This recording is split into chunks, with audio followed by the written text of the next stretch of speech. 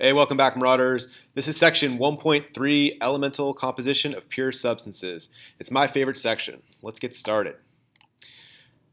So the first thing in this section is finding the percent composition of a compound. And so what percent composition is it's finding the percentage of the compound's mass that comes from each element. So you might have a compound that's made up of 2 or 3 different elements, and you want to figure out what percent of that compound's mass comes from each of those elements. These are the steps that you're going to take to do that. So you're first going to find the mass of each element within the compound. You'll do that using the molar mass. And then you're going to divide by the total mass of the compound. That's the total molar mass. And then you're going to multiply it by 100 to make everything into a percentage. We'll do an example and you guys will see what these steps look like. So here's an example. We have this compound right here, C2H40, and we want to find the percent composition. So it's made up of 3 elements, carbon, hydrogen, and oxygen. We want to find out what percent of the mass of this compound is made up of each one of those elements. So the first thing I'm going to do for each one of those elements is just find out how much it weighs within the compound. So in this formula we have 2 atoms of carbon, and each carbon has a mass of 12. I'm getting that from the periodic table. So 2 carbon atoms, the mass of each carbon atom is 12. So the total mass of the carbons is 24. For the hydrogens, we have 4 hydrogens in the formula. Each one has a mass of 1 gram per mole. And so we've got 4 for the mass of the hydrogens. And then the oxygens, there's just one of those. It has a mass of 16. So we have 16 grams per mole from the oxygen. So that was the first step, is just to figure out how many grams per mole each one of those elements is contributing. And so now we're going to take those and we're going to divide them each by the total mass. So the total mass is 24 plus 4 plus 16. So if you add all the elements together that make up the compound, the total mass is 44. So I'll take the mass of all the carbons, which was 24, divide by 44, multiply by 100 to make it a percentage, and that is 55% carbon.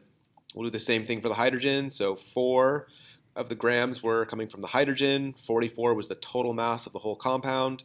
So divide and then change that decimal into a percentage by multiplying by 100. It's 9% hydrogen. And then the same thing over here for oxygen. Oxygen was 16 grams and there was 44 grams total. So divide, multiply by 100, and it's 36% oxygen. The next thing in this section is finding empirical formulas from percent composition. So this is kind of working backwards from what we just did. In the previous question, we knew the formula and we found the percent by mass. In these next couple questions, we're going to be given the percent by mass, and we're going to use that to find the empirical and eventually the molecular formulas. So the first thing you need to remember is that empirical formulas are mole ratios, not mass ratios. So we're going to have to make sure everything is in moles, in terms of number of particles, before we try to find a ratio. So the steps: convert everything into moles, and then divide by the smallest number in order to find the ratio. We'll do a couple examples to make sure that these steps make sense. So here's a simple example. It says that we have a sample, and it is 25% hydrogen by mass and 75% carbon by mass. What is its empirical formula? So the first thing I'm going to do when I'm given percentages like this, I'm just going to pretend or assume that I have a 100 gram sample. That's going to make the calculations a little bit easier. If I have a 100 gram sample and 25% of it is hydrogen, well then I'm going to have 25 grams of hydrogen. And using the same logic, if I have a 100 gram sample and 75% of it is carbon, then 75 grams of it are hydrogen. So when I'm given percentages, I'm just going to write those out as grams, and I can do that because I'm pretending or assuming that I have a 100 gram sample. I can't find the ratio yet between these two numbers. It might look like this is a 3-to-1 ratio where you have 3 times as much carbon as hydrogen. But again, the empirical formula is not a mass ratio, it's a number of moles ratio. So I'm going to convert everything to moles before I try to find the ratio. So to convert from grams to moles, we use the molar mass. So the molar mass of hydrogen is 1 gram per mole, and we have 25 moles of hydrogen. We'll do the same thing for carbon. Carbon, you look it up on the periodic table, it's 12 grams per mole. And so we have 6.25 moles of carbon. All right, so now we have everything in moles, and now we're closer to being ready to write the formula. But we need to get this into a whole number ratio. And so the easiest way to do this is to divide these both by the smaller number. And so the smaller number between 25 and 6.25 is obviously 6.25. So I'm going to divide these both by 6.25. And when I do that, I keep the ratio the same, but I get them to turn into whole numbers. And I get a 4-to-1 ratio where there's 4 times as much hydrogen as there is carbon. And so that's the information I need in order to write the formula. And so here's my empirical formula. It's CH4. There's 1 carbon to every 4 hydrogens. Here's another example that's similar. We're going to use the same techniques. This one just has more elements in the compound. So this time we have carbon, hydrogen, nitrogen, and oxygen. We have 4 different elements in the compound. So we're going to do all the same steps we did in the previous problem, but we just have to do it 4 times. So it takes a little bit of work and a little bit of organization. Make sure you're showing your work. Make sure you are writing out all your work neatly and showing all the units through each step, and you'll be less likely to make any mistakes. So using the same logic we did in the last problem, if we're given percentages, we can just turn those all into grams right away by saying that we have a 100-gram sample. And so we convert everything to grams immediately, or turn everything into grams immediately.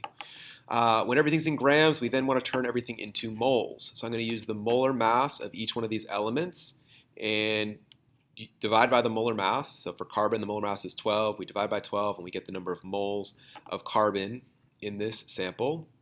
Same thing for hydrogen. Hydrogen's molar mass is 1 gram per mole.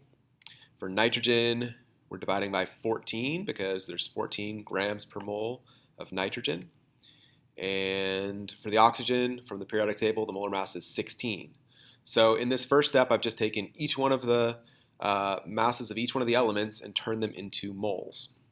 All right, and so now I have these numbers, and this shows me the mole ratio, but it's not in whole numbers.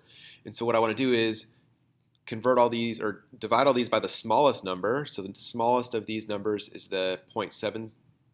And so I'm going to divide each one of these by 0.762. And when I do that, I get a little bit closer to what I'm looking for. So I took all the number of moles, divided them all by the smallest number, and I got a little bit closer to whole numbers. But notice that this time the carbon didn't come out to be a whole number. It's 6.5, and I can't write a formula with 6.5 as the subscript. But it's going to be pretty easy to change these all into whole numbers and keep the ratio the same if I just multiply them all by 2. So that's what I'm going to do. I'm going to multiply all these numbers by 2. And when I multiply all these by 2, I double the ratio. Therefore, I get everything to be a whole number. And we can then write out the empirical formula. There's 13 carbons, 14 hydrogens, 2 nitrogens, and 4 oxygens. The next thing we're going to learn in this section is about finding a molecular formula. So we know that empirical formulas are the lowest ratio, but the molecular formula tells us the actual number of atoms in each molecule. We're going to need one more piece of information to find a molecular formula. We're going to need the molar mass. So the molar mass is going to have to be given to you in these problems, or there's going to be some other additional information or way for you to find the molar mass. Here's an example where we're given the empirical formula of a compound. It's C2H3O. And it says that the molar mass is 129 grams per mole. What is its molecular formula? All right, so the things I'm going to do to find that, I'm going to add up the molar mass, I'm going to add up the mass of the empirical formula. So the empirical formula, the 2 carbons, the 3 hydrogens, and the oxygen, I'm going to add those together, which I did right here. So I have 2 times the mass of carbon, plus 3 times the mass of hydrogen, plus 1 times the mass of oxygen. So 43 grams is the mass of just the empirical formula. You'll notice that the empirical formula's mass and the molar mass are not the same. And when you see that they're not the same, then what you need to do is take the molar mass, the mass of the whole molecule, and divide by the mass of the empirical formula. And so I've done that right here. So the mass of the whole molecule was 129 grams per mole, and the mass of just that formula is 43. And so we divide, and we get 3. And so what this tells us is that the molecular formula is 3 times more than the empirical formula. So each one of these numbers, the 2, the 3, and the 1, they all need to be 3 times higher. So I'm going to multiply all those coefficients by 3.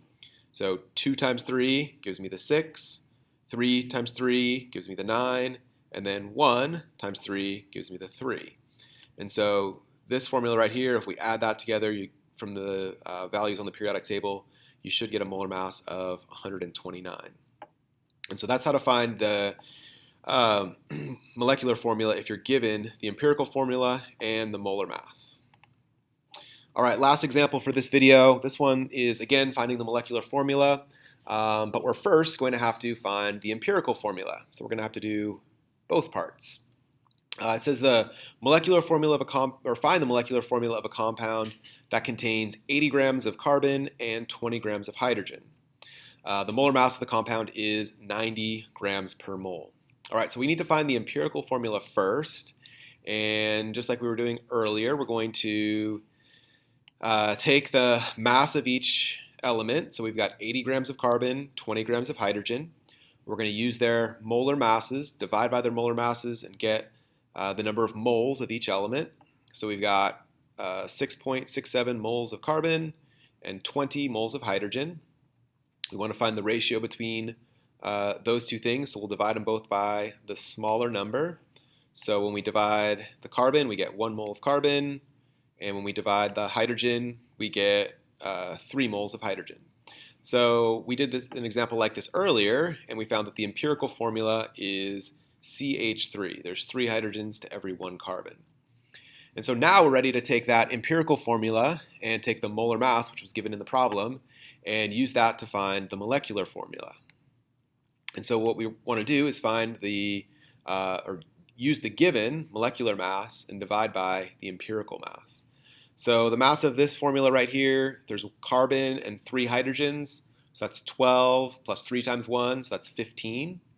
And the molar mass was given to us. So we're going to do 90, which was given to us as the molar mass, divided by 15. That's the mass of just this empirical formula, and it's 6. So that's telling us that it's 6 times bigger than the empirical formula. So I need to multiply these coefficients by 6.